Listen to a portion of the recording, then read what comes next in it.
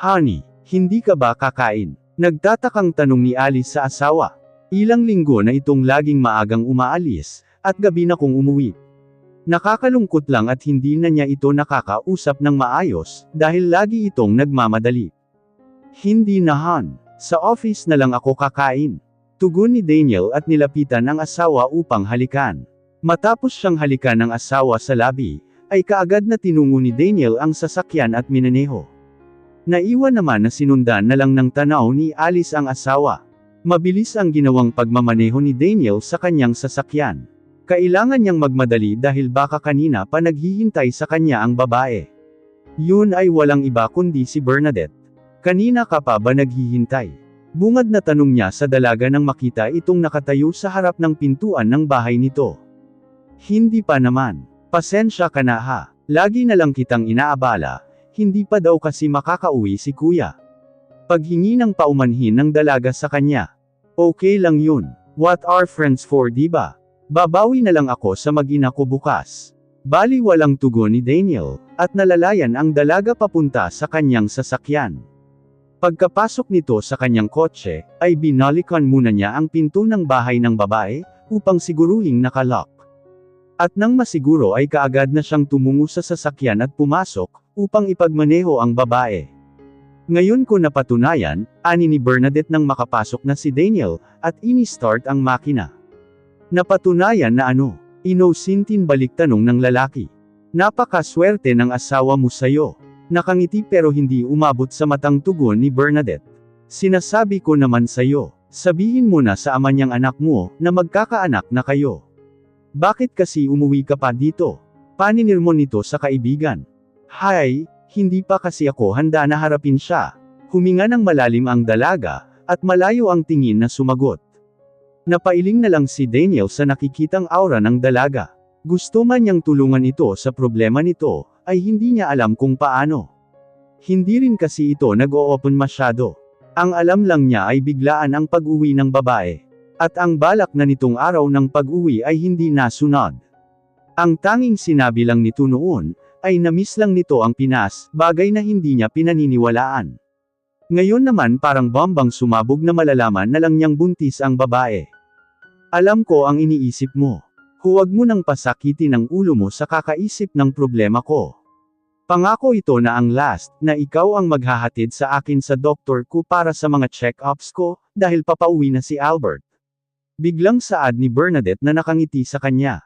Napailing na lang si Daniel sa sinabi ng dalaga. Mahirap talagang bitawan ang nakasanayan na.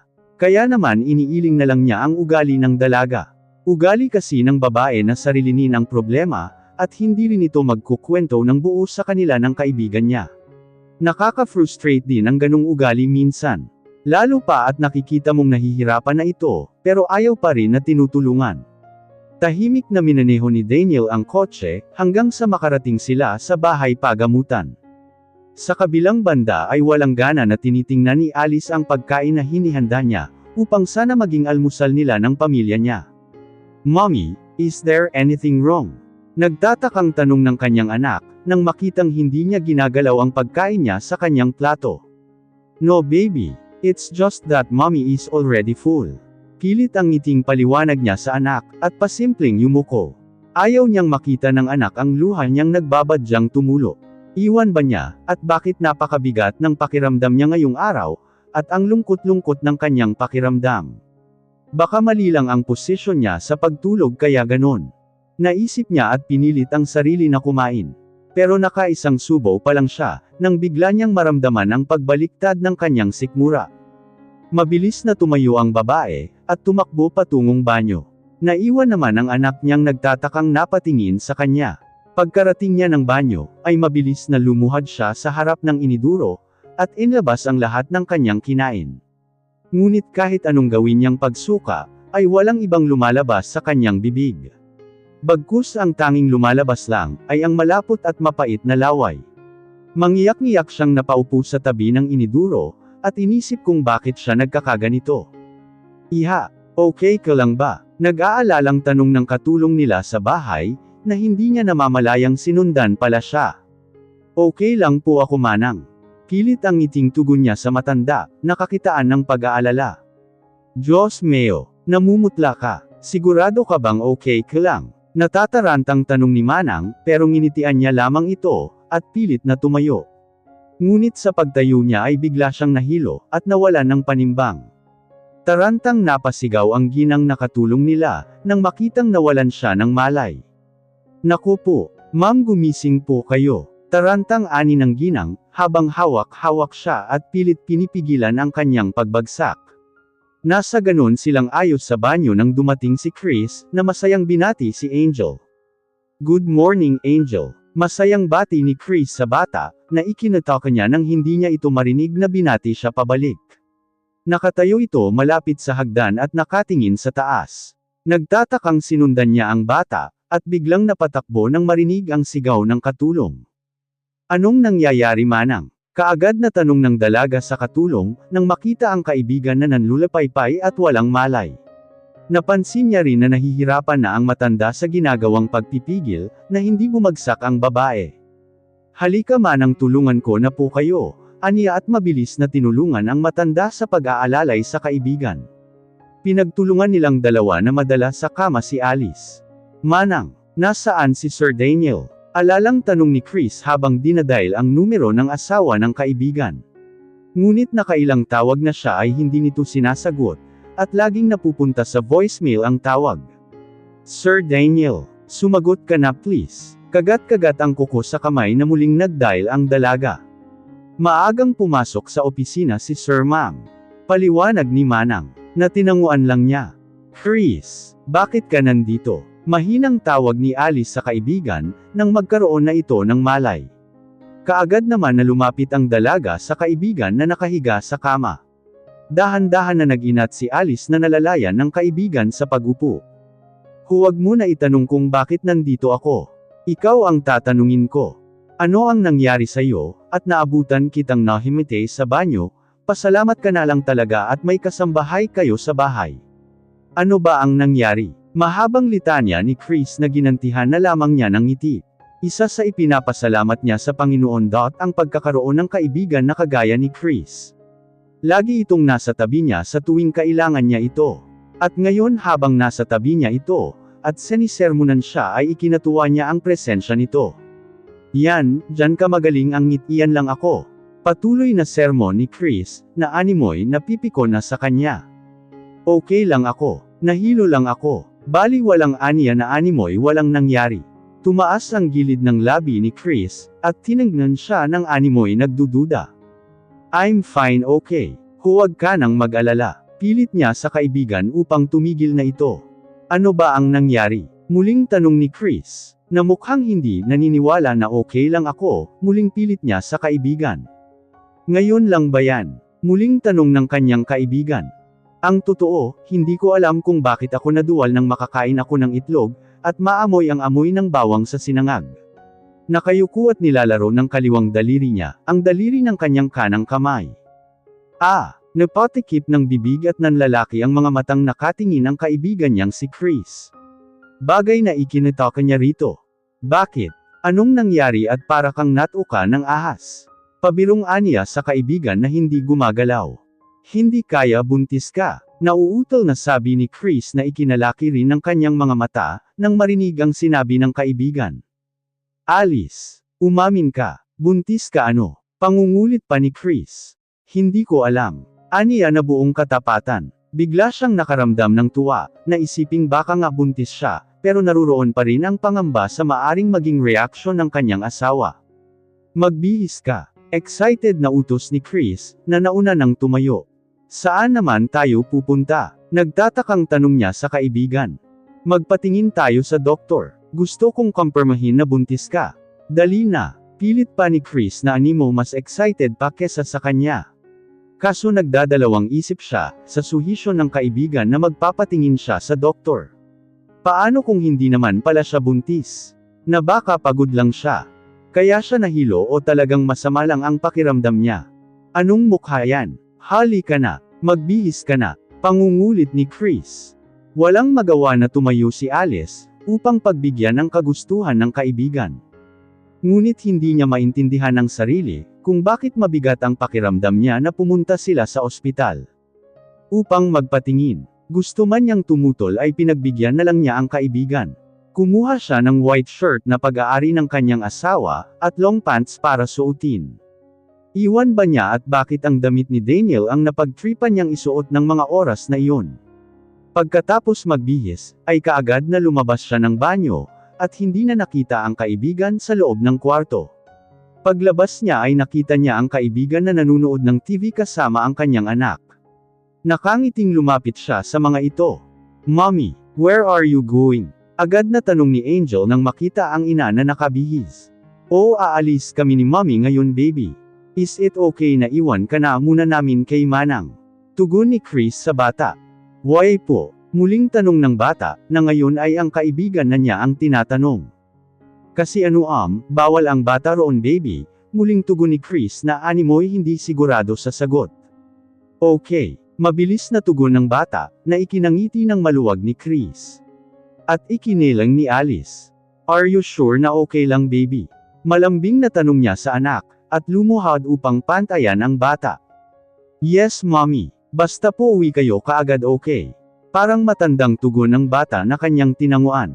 "Don't forget to bring me pasalubong po, Mommy, okay?" Pahabol na bili ni Angel na ikinatawa nila ng sabay ng kaibigan. "Opo." Aniya at hinalikan ng anak at niyakap. Matapos siyang yakapin, ay yamakap din ito sa kanyang kaibigan. Matapos nilang magpaalam sa bata, ay sabay silang umalis, na hinabol naman ni Angel ng tanaw ang kanilang sasakyan sa harap ng pintuan, kasama si Manang na magbabantay rito. Pagkarating ng ospital, ay hindi sinasadyang nadaanan nila ang sasakyan na familiar sa kanya, at hindi siya maaring magkamali, dahil kilalang kilala niya ang sasakyan, at alam niya ang plate number nito. "Okay ka lang?" Tanong ni Chris nang makita siyang tumigil sa paglalakad at namumutla. "Nahihilo ka ba?" "Hindi, okay lang ako." Aniya na umiiling, pero sa kaloob-looban niya, ay hindi niya alam kung ano ang gagawin. Paanong nangyari na naroon din sa parking lot ng ospital ang sasakyan ng kanyang asawa? "Halika na." Aya ni Chris at hinawakan ang kamay niya. Ngunit agad ring napatigil at napatingin sa kanya, "Bakit ang lamig ng kamay mo?" Muling tanong ni Chris. Ngunit hindi niya mahanap ang sariling boses, para sagutin ang tanong nito. At tahimik lang na naglakad, hanggang sa makarating sila sa consultation room ng ospital. Nagpaiwan ang kaibigan niyang si Chris sa labas ng room nang pumasok na siya, para sa kanyang consultation. Nang makapasok na sa loob ng kwarto si Alice, ay tama naman na dumaan si Daniel. At may kasama na babae, bagay na ikinagulat ni Chris nang makita niya ang mga ito, na dumaan sa harapan niya. Lihim na ikinuyong ng babae ang kanyang mga kamay sa nakikitang dalawang tao, na hindi niya mapaniwalaan na asawa ng kanyang kaibigan. At base sa nilabasan na kwarto ng mga ito, ay nanggaling ang mga ito sa Obigaini. Hindi maari. May kabit ba ang asawa ng kaibigan niya? Naitanong niya sa isip, dahil kung pagbabasihan ang kanyang nakikita, ay masasabi niyang buntis ang babae. Hindi niya maiwasang maawa sa kaibigan pag nagkataon na buntis ito, at malalaman niyang may kalaguyo ang kanyang asawa. Matapos kong makausap ang doktor na nag-check sa akin, ay nirecommend niya na magpasuri na rin ako sa Obigaini. Nakita kasi sa blood test result ko na buntis ako. Yes, tama po. Buntis ako. At magtatatlong linggo pa lang ang dinadala ko. Napangiti ako sa kaalamang nagdadalang tao ako. Dahan-dahan kong binuksan ang pinto ng opisina ng doktor, upang lumabas at tunguhin ang OB. Na inirekomenda ng doktor ko na tumingin sa akin. Paglabas ko ng pinto ay nagtaka ako sa ikilos ni Chris. Hindi ito gumagalaw sa kinauupuan, at nakakuyom ang mga kamao, diretso ang tingin nito sa pintuan ng ospital. Kung saan kami kanina dumaan nang pumasok. Sinundan ko ng tanaw ang tinitingnan ng aking kaibigan, at nakita ko ang asawa ko na nakangiti, habang nakaakbay sa babae. Hindi totoo ang nakikita ko. Bulong ko at ipinikit ang aking mga mata. Gusto kong siguruhin kung totoo ang nakikita ko, o namamalikmata lamang ako. Ngunit pagmulat ko ay hindi pa rin nawala sa paningin ko ang dalawang tao. Para akong kandilang nauupos ng mga sandaling iyon. Nawawala ng lakas na napasandig ako sa wall ng ospital, nang ma-realize kung ano ang nakikita ko. Si Daniel, ang asawa ko, may kasamang babae sa ospital, at mukhang buntis ang babae. Pakiramdam ko parang biglang nanikip ang dibdib ko. Nanginginig ang mga kamay ko, sa pagpipigil na habulin ang asawa ko na masayang nakikipagharutan sa kasama nitong babae. Alice, tapos ka na bang tingnan ng doktor? Boses ni Chris ang nagtanong, nakatingin na ito sa akin ngayon. Nakikita ko sa kanyang mata ang awa at simpatsya. Nelang ako kay Chris, hindi para sabihing hindi pa tapos ang check-up ko, kundi para sabihin na huwag niya akong kaawaan. Oo, huwag niya akong kaawaan dahil lalo akong nanliliit sa sarili ko. Paano ko nagawang magtiwala ng husto sa asawa ko, at mahalin siya ng sobra? Nakangisi at umiiling ako na parang tanga, hilam sa luha ang aking mga mata. Ang laki kong syunga, at ganun lang ako kadaling napaikot ni Daniel sa mga palad niya. Nakalimutan ko na baka gumaganti lamang siya sa akin, dahil sa pagtago ko noon kay Angel sa kanya, nagtiwala ako ng walang kahirap-hirap. Dahan-dahan akong umupo sa upuan katabi ng inuupuan ng aking kaibigan, at humagulal na ng tuluyan. Niyakap naman ako ni Chris, upang damayan sa sakit na aking nararamdaman. Hush na, hindi pa naman natin alam ang totoo. Subukan mo munang kausapin ang asawa mo. Aniya na pilit akong kinakalma. Natatakot ako, tugon ko at kumalas sa yakap ng kaibigan ko. Paano ko siya tatanungin? Patuloy kong saad at nakipagtitigan kay Chris. Nakita kong yumuko lamang siya, at hindi nakapagsalita. At dahil sa naging aksyon niya, ay lalo akong nalugmok. Kung ang kaibigan ko nga nakaharap ko, ay hindi kayang sagutin ang tanong ko, paano ko gagawin? Kung nagsusumigaw naman ang katotohanan. Uwi na tayo. Nasambit ko na lang, at agad na tumayo matapos pakalmeyan ang sarili. Hindi ko na hinintay pa ang tugon ng kaibigan ko. Hindi na ako pupunta sa OB. Napagod akong bigla, dahil sa aking mga natuklasan. Uuwi na muna ako para makapag-isip. Tahimik akong pumasok ng sasakyan, ganun din si Chris. Tahimik ang naging biyahe naming dalawa, na para bang walang sino man sa amin ang may gustong basagin ang katahimikan. Iniisip marahil ni Chris na ayoko munang makipag-usap, kaya mas pinili na lang muna niya ang manahimik. Bagay na napakahirap gawin, lalo na sa isang tulad niyang madaldal. Alice, sandali lang, habol na tawag sa akin ni Chris, nang bumaba na ako pagkarating namin. Nagtatakang napatingin naman ako sa kanya. Ano ang gagawin mo? Kinakabahang tanong ni Chris. Alam kong kinakabahan siya, dahil nahahalata ko sa mga kilos niya. Iniisip niya siguro na baka may gawin akong hindi maganda, dahil sa mga nakita ko kanina. Huminga muna ako ng malalim, bago ngumiti ng kimi at diretso ang tingin na sinagot ang tanong niya. Wala akong gagawin. Maikling tugon ko na ikinasinghap ng kaibigan ko. Marahil taliwas sa inaasahan niya ang narinig na sinabi ko. Alam ko dapat lang sa mga oras na ito ay nagwawala na ako, pero pinilit kong magpakahinahon. Ayokong pabigla-bigla ng desisyon. Lalo na ngayon na hindi lang ang kinabukasan ng anak kong si Angel ang nakasalalay, dahil magkakaroon pa kami ng panibagong supling. Gusto kong bigyan ng pagkakataon ng asawa ko na magtapat. Okay ka lang ba? Naninigurong OC ni Chris. Okay lang talaga ako. Sige na, papasok na ako. Wala ka bang trabaho? Pabirong taboy ko kay Chris. Nang maalalang late na siya sa trabaho. Day off ko ngayon, balak sana kitang yayaing mag-shopping kanina, nang maabutan kitang nahimate sa banyo. Pasensya ka na ha, hindi kita masasamahan mag-shopping, paumanhin ko, dahil sa masama ang pakiramdam ko, ay hindi kami nakapamasyal. Panipip. Okay lang yun, may next time pa rin naman. Sige, aalis na ako. Magpahinga ka ng maayos, ingatan mo ang baby, huling bili ng kaibigan ko, bago ito tumalikod at umalis. Nang makalayo na ang sasakyan, ay huminga muna ako ng malalim, at ngumiti ng mapakla. Hindi ko alam kung kakayanin kong harapin ang asawa ko, na parang wala akong alam sa nangyayari.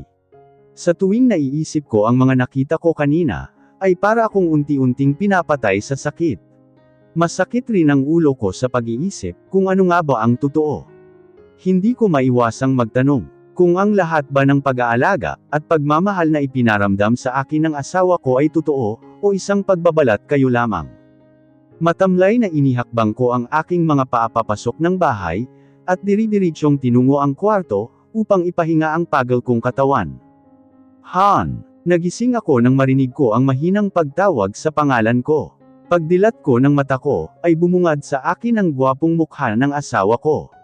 Hindi ko alam kung matutuwa ba ako o magagalit, ngayong nakikita ko ang mukha niyang puno ng pag-aalala. Teka lang, bakit nandito na si Daniel? Anong oras na ba? Bigla akong napabangon nang ma-realize na hindi lang ako namamalikmata o nananaginip. Tatayo na sana ako nang pigilan ako ng asawa ko. Nagtataka naman akong napatingin sa kanya. Nababanaag ko pa rin rito ang pag-aalala. Bakit, anong drama na naman ba ito? Lihim kong naitanong sa sarili, habang tahimik na nakatingin sa asawa ko. Gusto kong ay sambat ang lahat ng nakita ko kanina, pero hindi ko magawa, dahil sinabi ko na hihintayin ko na siya mismo ang magsabi sa akin ng totoo. Nakauwi ka na pala. Tugon ko na parang normal pa rin ang lahat. Hindi ko alam kung saan ako humuhugot ng katatagan, para hindi humagulaw at magmakaawa sa harap ng asawa ko, na iwan na niya ang kabit niya. Masyado ko siyang mahal para palayain ng ganun na lang. Kahit sabihin pa niya ang totoo, marahil hindi ko pa rin siya magawang palayain. Sinabi sa akin ni Manang na nahimatay ka raw kanina. Kamusta ang pakiramdam mo? Okay ka lang ba? Malambing na tanong ni Daniel, at sinalat ang leeg ko. Nakikita ko sa anyo niya na nag-aalala talaga siya sa akin. Pero ayokong magtiwala sa nakikita ko. Dahil baka pinaglalaroan lang ako ng paningin ko. Baka yon ang mga nakikita ko, dahil sa yun lang ang gusto kong makita. Han, muling tawag sa akin ni Daniel na nagtatakang tinitigan ako. Sorry, inaantok pa ako. Tanging nasabi ko, at mabilis na tumayo upang tumungo sa banyo, para maghilamos, nang yakapin ako ni Daniel mula sa likod. I'm sorry Han. Mahinang aniya na halos bulong lang, ngunit naririnig ko pa rin ng maayos dahil sa lapit ng labi niya sa tainga ko. Bakit ka nag-so sorry? Nauutol kong tanong. Dahil sa biglaang pagbundol ng kaba sa dibdib ko. Para akong pinanlalamigan kahit pa nakayakap sa akin si Daniel. Binabalot ng takot ang buong sistema ko. Ngayon na ba niya sasabihin ang totoo? Naitanong ko sa sarili. Sorry kasi wala ako dito kanina, kung kailan kailangan mo ako. Pagpapatuloy niya sa sinabi niya kanina. Nakahinga ako ng maluwag, nang marinig ang nais niyang sabihin. Okay lang ako, huwag ka nang mag-alala. Ang sabi ng doktor kailangan ko lang daw ng pahinga. At saka sinamahan naman ako ni Chris kanina. Pagsisinungaling ko. Hindi ko alam kung bakit hindi ko masabi-sabi ang tungkol sa kondisyon ko. Hindi ko maiwasang hindi mag-alala sa iyo, lalo na at wala ako dito kanina. Sige na, malambing na pilit ni Daniel.at bumitaw sa pagyakap sa akin. Pakiramdam ko ang bigat ng loob ko ngayong hindi na niya ako uyakap, ngunit nagtaka ako sa huling sinabi niya. Magbabanyo ka diba? Aniya, doon ko lang naunawaan ang sinasabi niya, kaya napatango na lang ako, at pumasok ng banyo. Bago ko pa man maisara ang pinto ng banyo, ay pahabol niyang sinabi na ipagluluto niya ako. Ipagluluto kita ng chop suey Han. Kainin mo ha. Aniya na tinanguan ko, bago siya lumabas ng kwarto. Hindi ko alam kung tama ba ang desisyon kung magpanggap na walang alam. Pero hanggang kailan ko kakayaning magpanggap sa harapan ng asawa ko, at ipakita na okay lang ako, kahit pa ang totoo ay sasabog na ang puso ko sa sakit. Kanina habang tinatitigan ko siya, parang gusto ko na siyang sumbatan at tanungin, pero hindi ko magawa. Natatakot akong mawalan ng ama ang mga anak ko. Matapos maghilamos at makapag-toothbrush, ay pinunasan ko ng malinis na bimpo ang mukha ko, at mga kamay bago lumabas. Kaagad na tinungo ko ang kusina, kung saan nakikita ko si Daniel na busy sa paghihiwa ng mga gulay. Tulungan na kita. Nakangiting sabi ko, at kinuha ang repolyo para ako na ang maghiwa. Hindi na kailangan Han. Maupo ka na lang. Malambing na aniya at hinela ako paupo sa upuan. Nasaan si Angel? Naitanong ko nang mapansing hindi ko nakikita ang anak namin. Oo nga pala, nakalimutan kong sabihin. Hiniram nila mami si Angel, at gusto daw nilang makabonding ang bata. Okay lang naman di ba Han? Oo naman. Apo nila yun. Pagsang-ayon ko, kung ganun kaming dalawa lang ang narito sa bahay at si Manang. Pero kahit si Manang ay hindi ko rin nakikita. Isinama na rin nila mami si Manang Han. Ani ng asawa ko na mukhang nahulaan ang laman ng isip ko. Napatingin ako sa kanya at ngumiti ng kimi, pero ang asawa kong makasalanan ay nakangiti sa akin ng simpatiko, na para bang wala itong ginagawang kababalaghan pag nakatalikod ako. Paano kaya niya nagagawang umarte, na parang normal lang ang lahat, habang ako naman ay hirap na hirap kontrolin ang sariling emosyon, huwag lang maubos ang pagtitimpi ko.